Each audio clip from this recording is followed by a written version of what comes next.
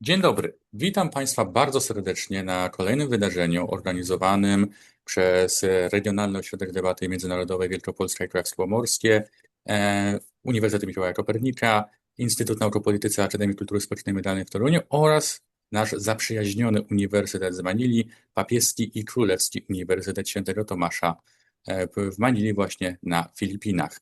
Jako że nasz dzisiejszy gość jest ekspertem mówiącym w języku angielskim, pozwolę sobie zatem w tym momencie przejść na tenże język.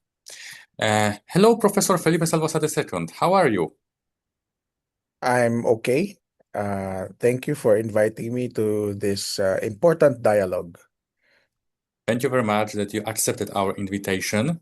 The topic which we choose for today's debate is very interesting, but also very crucial also for the people in Poland, just like for the people in the Philippines, evolving international relations and global security in the 21st century, and especially the role of disinformation.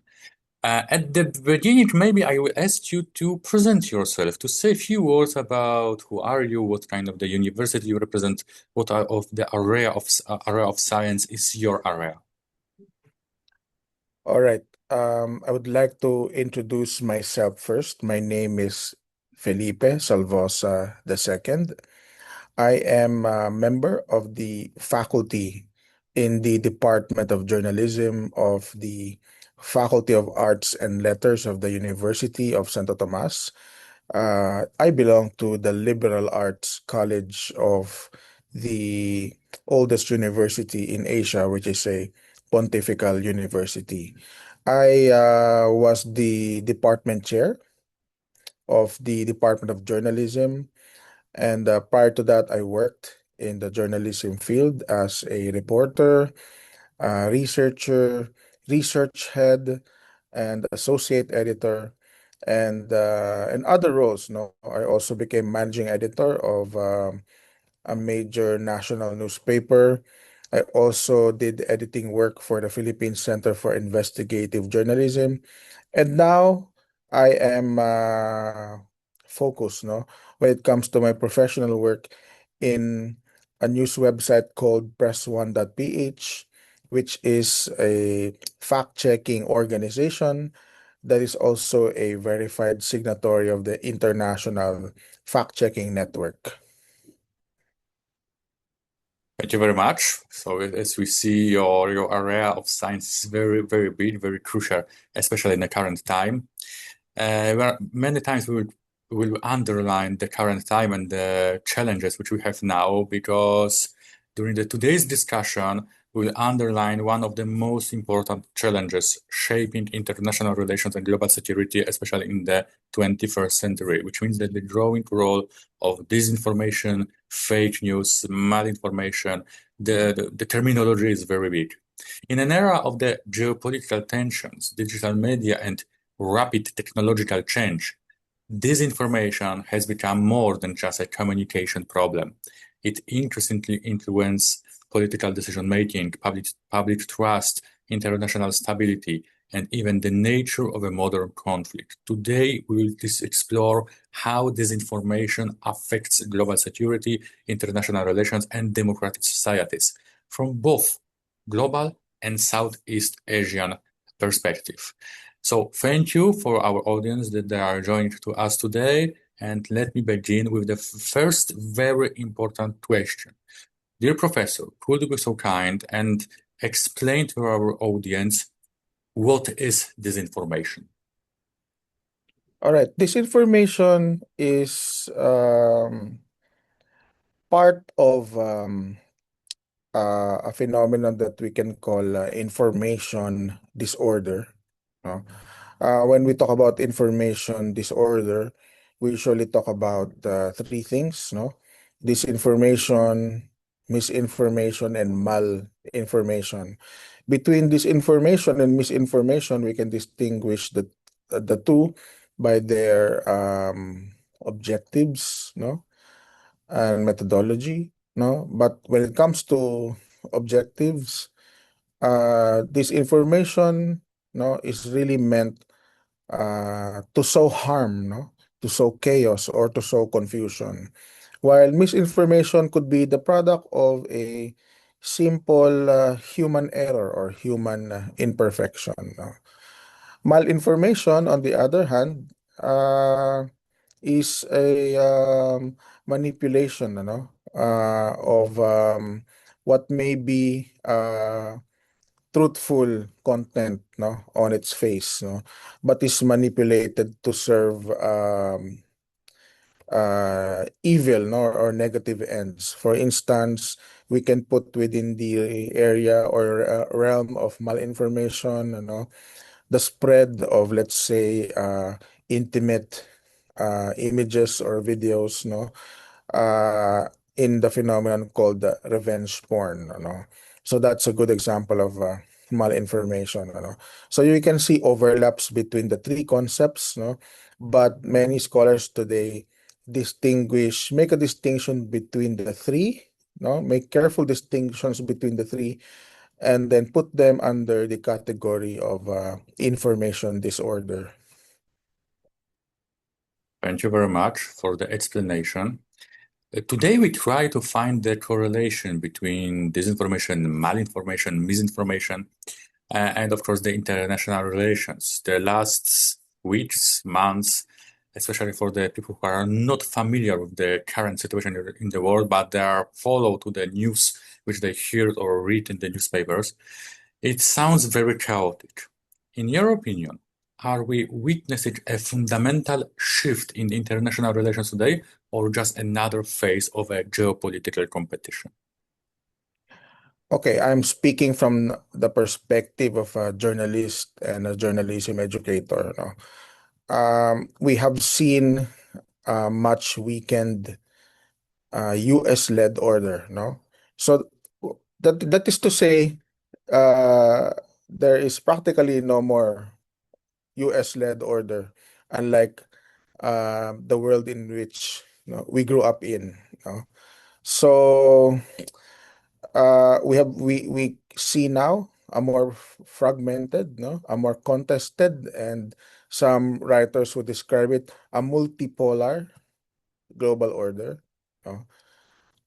In many respects, no, the geopolitical competition remains the same. No, uh, it's changed, but it still looks the same. No, in the sense that we can see today uh, old competitions resurfacing. And what are we talking about here?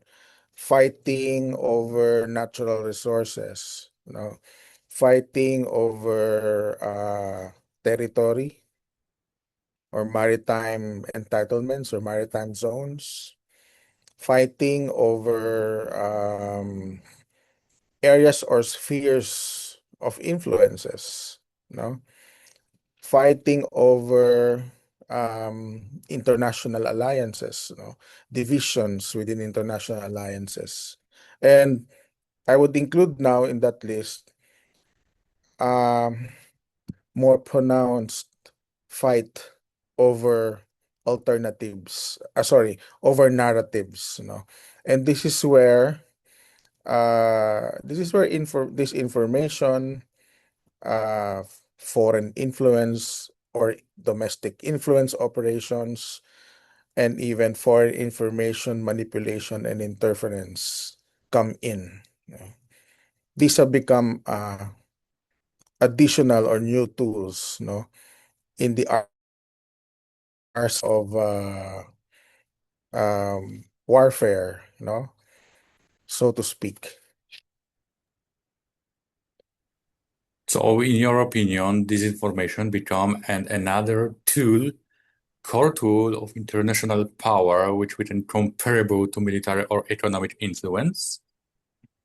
We can say that it is now part of the arsenal, no, of states, to use this information as a tool. And we are not talking about specific countries only.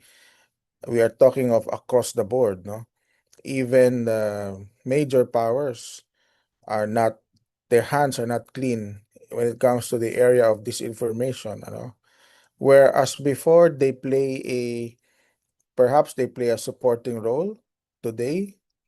Information sometimes is deployed uh, as the first tool, no?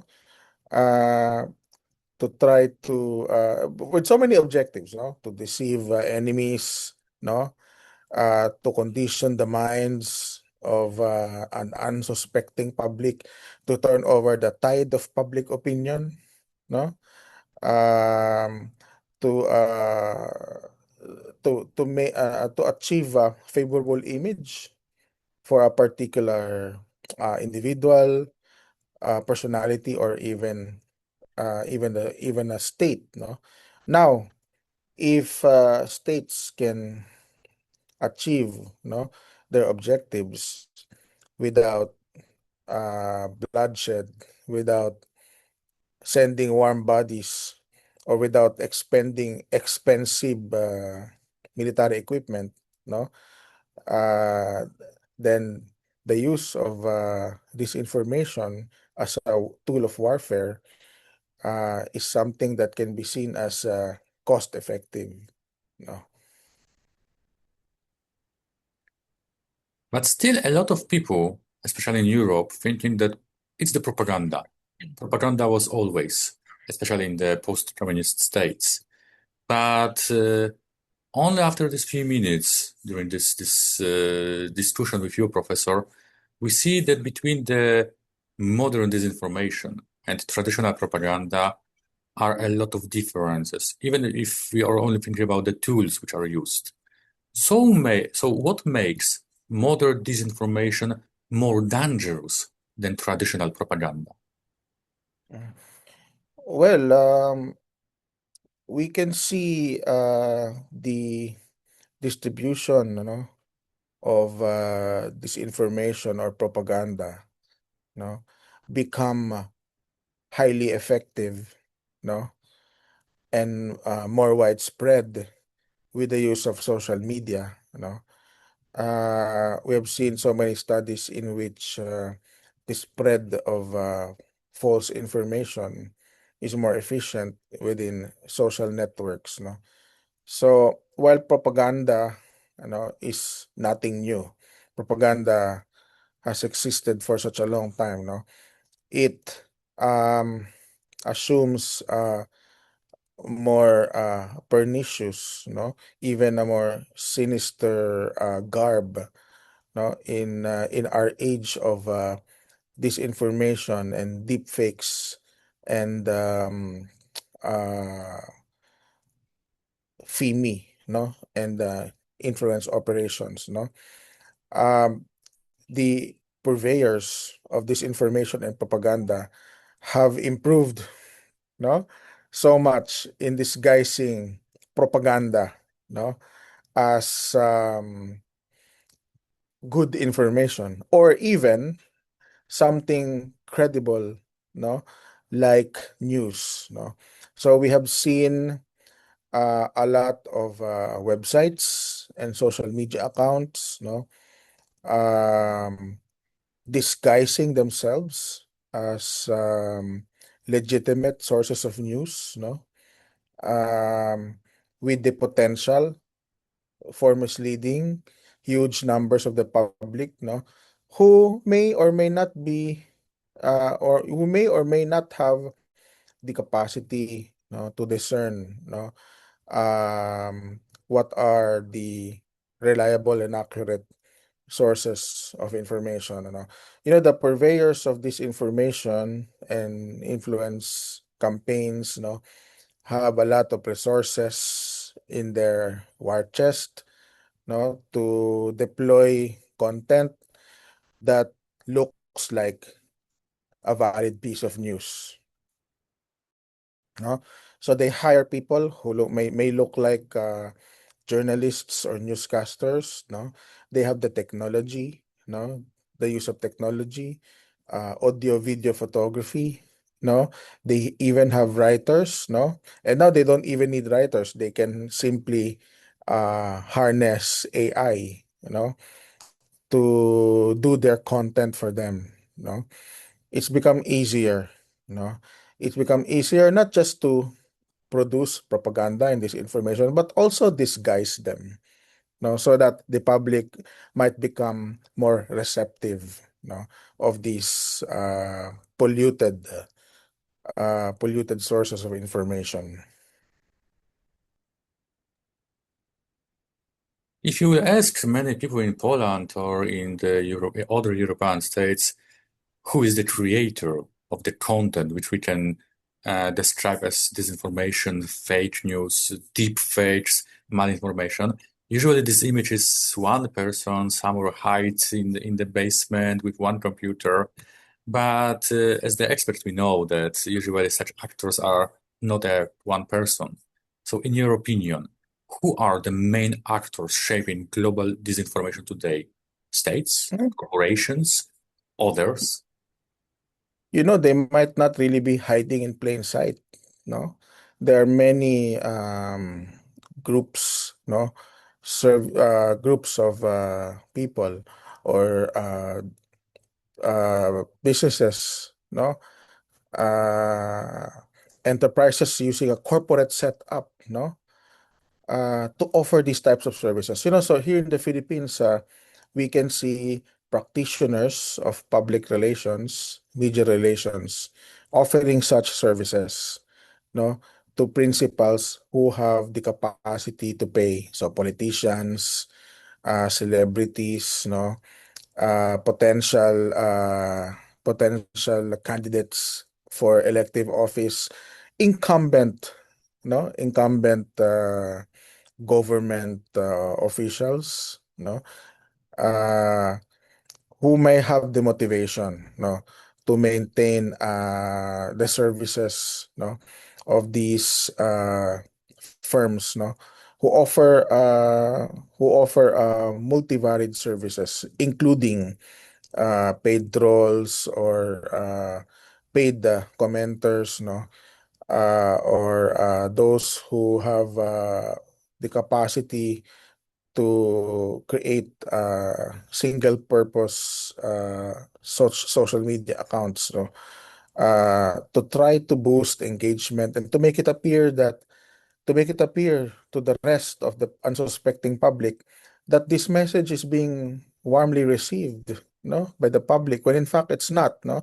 The engagement is artificial, no. So what am I saying here? Our companies engaged in media relations, public relations, have also pivoted towards these types of businesses, no? So these are not underground or guerrilla type of businesses anymore, no.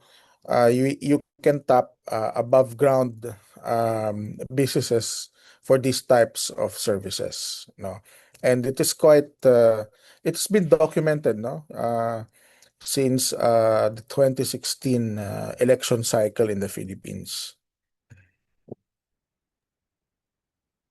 So, in your opinion, if you are talking about the disinformation and the security, internal security, international security, global security, disinformation, can it actually trigger or even create internal or international conflicts? Okay, that could be a difficult question to answer. I have not seen a use case that have in which an international conflict can be directly attributable to an international to a social media operation or influence operation. But certainly these are uh, important components of a larger strategy. No, as I said, there might be um, states who may be interested, no, in turning the tide of public opinion, no, to make the public less resistant, no, or more welcoming, no, of their messages, no, uh, and rather than launch a full-scale attack or invasion, so some countries in the region, um, maybe playing the long game in this regard, no?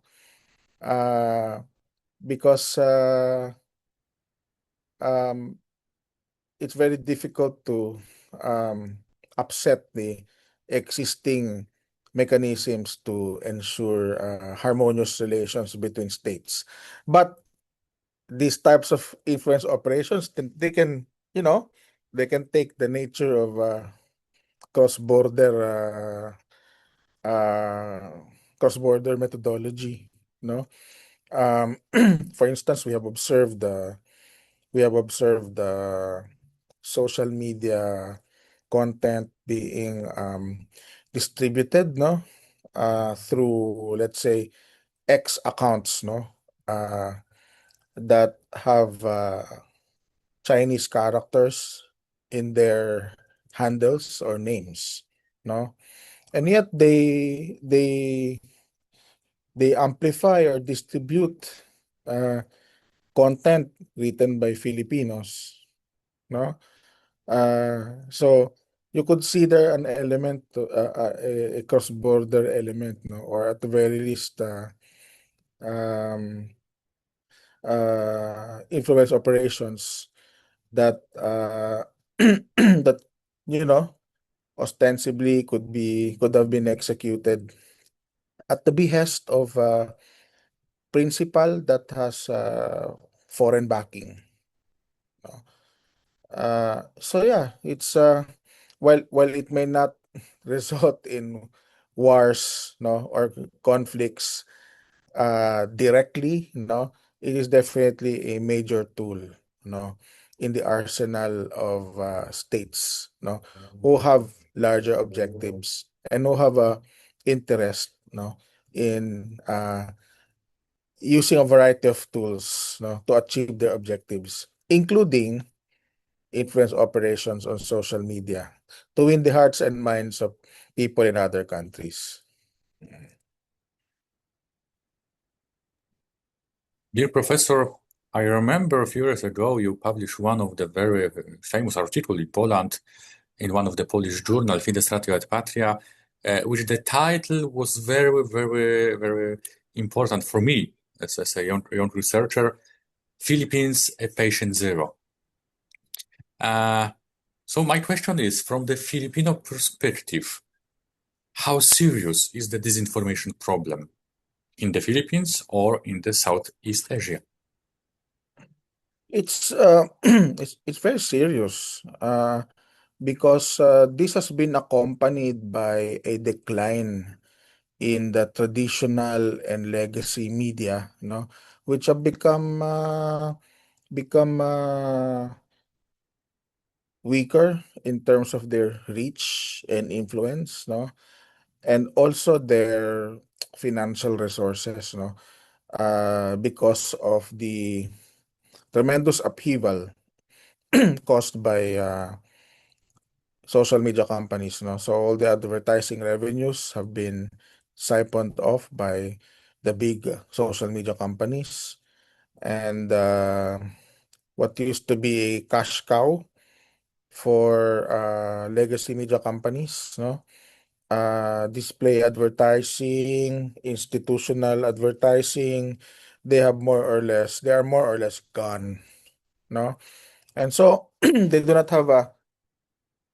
have any more stable recurring cash flow that they can help invest that can help them invest more into the news business, no.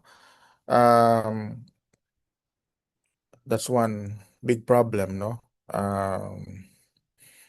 So we have seen this manifested in the layoffs, no, massive layoffs in a news organization, no, massive cutbacks in coverage, no, and the inability to develop uh,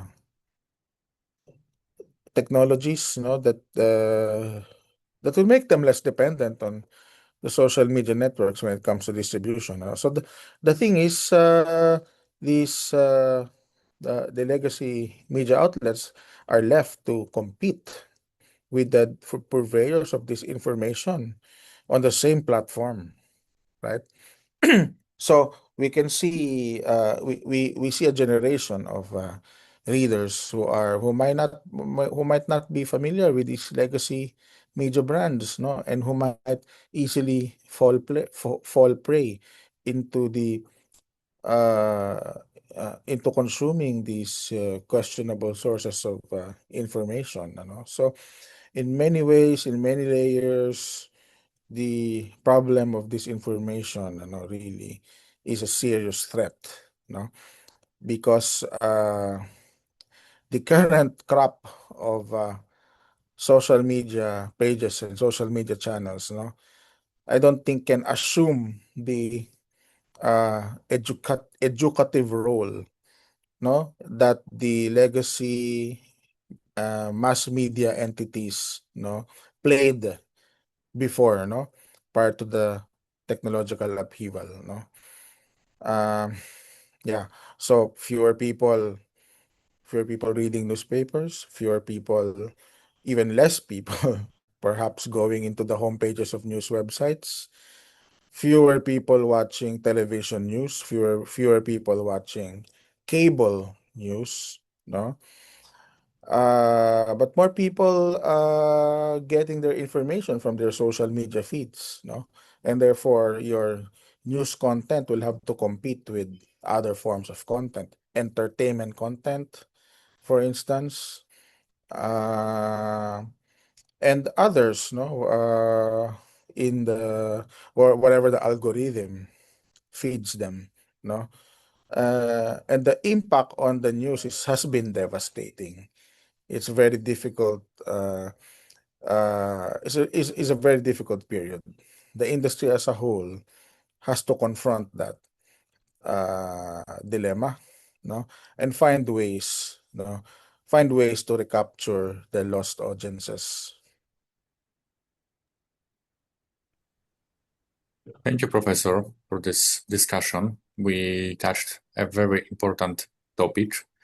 Maybe as a final question, the last one question which I will give you is, what do you think, according to the current trends, how will look like the next 10 years, especially in the context of the disinformation and the trends which we see now?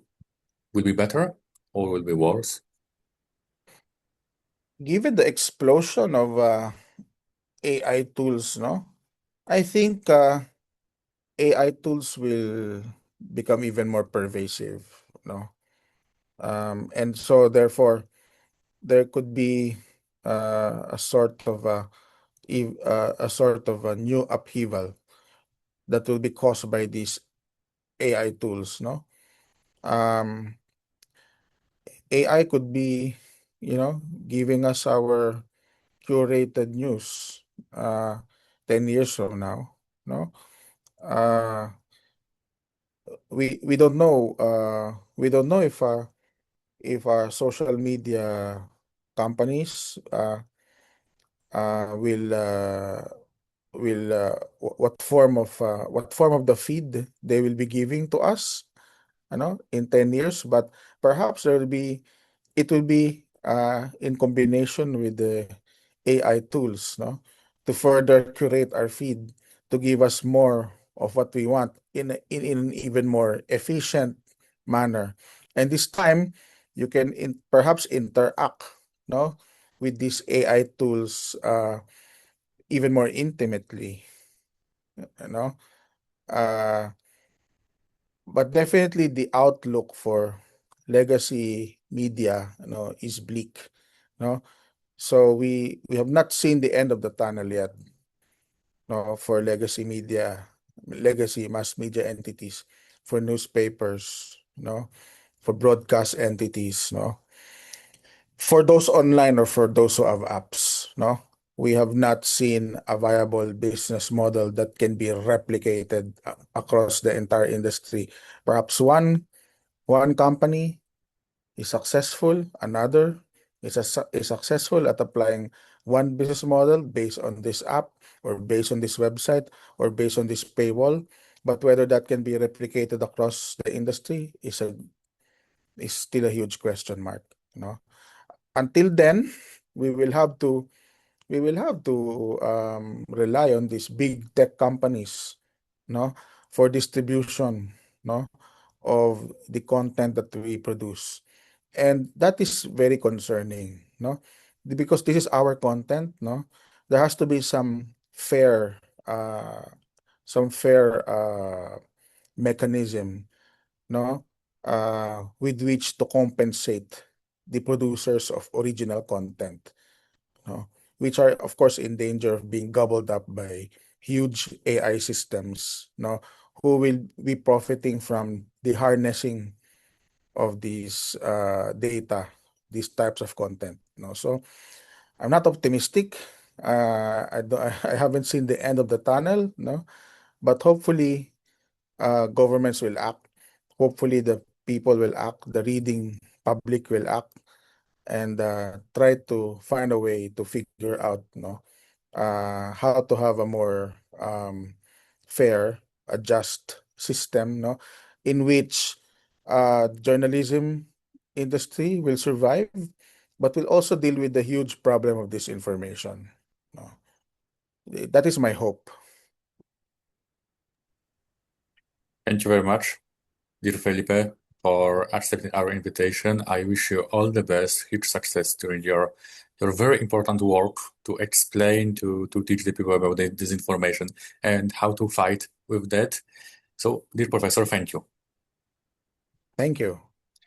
A Państwa zapraszam na kolejne wspólne wydarzenia organizowane przez Regionalny Ośrodek Debaty Międzynarodowej w Toruniu oraz Instytut Nauk o Polityce Akademii Kultury Społecznej i Medialnej w Toruniu. Dzisiaj naszym gościem był profesor Felipe Salvosa Drulli z Pawełskiego i Królewskiego Uniwersytetu Świętego Tomasza w Manili.